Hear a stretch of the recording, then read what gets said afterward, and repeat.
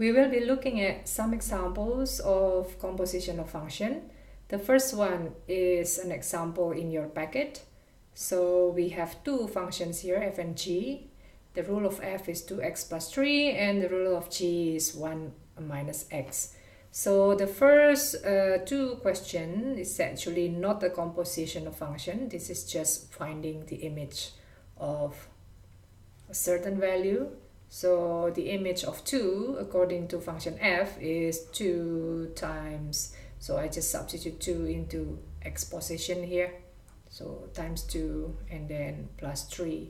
So in the end you have 2 times 2, which is 4 plus 3, so result is 7. Question B is also still normal kind of finding image of a value. So we use function g rule this time.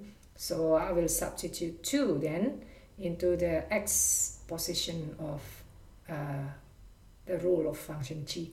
So then here I will have 1 minus 2. So then the result is negative 1. In question C, this is already a composition of function. So remember, when I have composition of function, we have to do the inside function first. So in this case, I will have to substitute first 2 into the formula of g. So in this case, g2 is 1 minus 2, which is negative 1. So we actually already computed here g2. So the image of 2 is actually negative 1. So if I do the inside function first, the result is actually negative 1. So once I have that, now I have to apply the outer function, so the outside function, which is f in this case, and x value now is negative 1. So if I substitute this into the x position in the rule of function f, then I will have 2 times negative 1 and then plus 3. So in the end you have negative 2 plus 3, so result is positive 1. So it's actually quite simple. D. So as you see here, g is the outside function and f is the inside function. And again, we know we are supposed to do the inside function first. So the image of 2 according to function f, we actually already computed here in question A. The image of 2 according to function f is 7.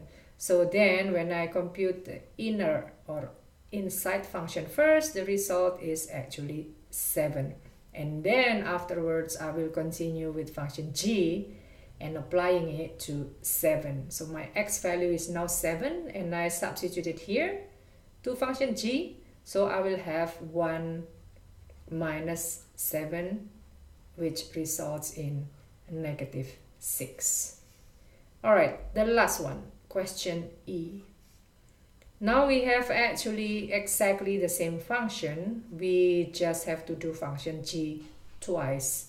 So similarly, first I'll do the inside function, which is function g. So the image of 2 according to function g is negative 1. So that's according to the inside function.